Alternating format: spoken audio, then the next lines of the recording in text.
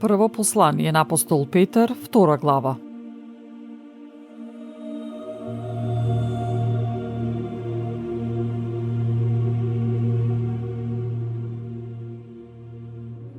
Отфрлете пак од себе си секаква пакост и секаква измама, и лицемерство и завист и секакво клеветење. Како новородени деца бидете жилни за вистинско и духовно млеко, та во него да пораснете за спасение, бидејќи вкусивте дека Господ е добар. Пристапете кон него живиот камен, од луѓето отфрлен, но од Бога избран, драгоцен.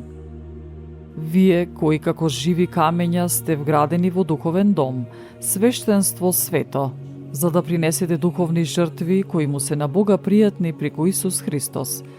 Зашто во писмото стои напишано: Еве, на Сион поставувам камен темелник, одбран и скапоцен, и кој верува во него нема да се посрами. Вам пак, кои верувате, тој ви е чест, а за неверниците каменот што го отфрлиат зидарите стана камен темелник. Камен од кој тие се сопнуваат и камен на кој паѓаат, зашто не му се покоруваат на словото, затоа се тие одредени. Но вие сте избран народ, царство, свештенство, свет народ, луѓе придобиени за да ги возвестите совршенствата на оној кој ве повикал од темнина во својата чудесна светлина.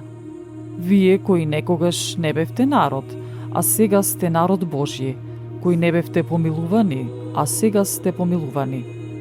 Возлюбени ве молам, како придојдени гости, да се пазите од телесните похоти што војуваат против душата. Однесувајте се достојно меѓу незнабожците, па тие, кога ве напаѓаат како злотворци, штом ќе ги видат вашите добри дела, да го прослават Бога во денот на посетата. И така, покорувајте се на секоја човечка власт, поради Господ, било на цар, како на врховна власт, било на управители на негови пратеници, за да ги казна злосторниците, а за да ги пофалат добротворците. Зашто таква е волјата Божја, со добротворство да го замолкнуваме незнаењето на безумните луѓе, како слободни, а не како такви што употребуваат слободата како покривка за вршење зло, туку како слуги Божји. Почитувајте го секого, браќата сакајте ги, имајте страхопочит кон Бога, царот почитувајте го.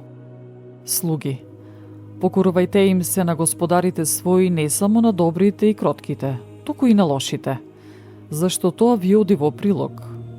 Ако некој од сознание за Бога поднесува скрб, страдајќи несправедливо. Зашто каква е пофалбата ако трпите кога ве тепаат поради престапи? Но ако трпите кога правите добро и страдате, тоа му е угодно на Бога. Бидејќи вие сте за тоа повикани, зашто и Христос пострада за вас, оставајќи ни пример за да врвиме по неговите стапки. Тој не направи грев, ниту пак во устата негова се најде измама. Кога на него хулеа, тој не им одвраќаше со хула. Кога страдаше, не се закануваше, туку се подпираше на оној кој праведно суди.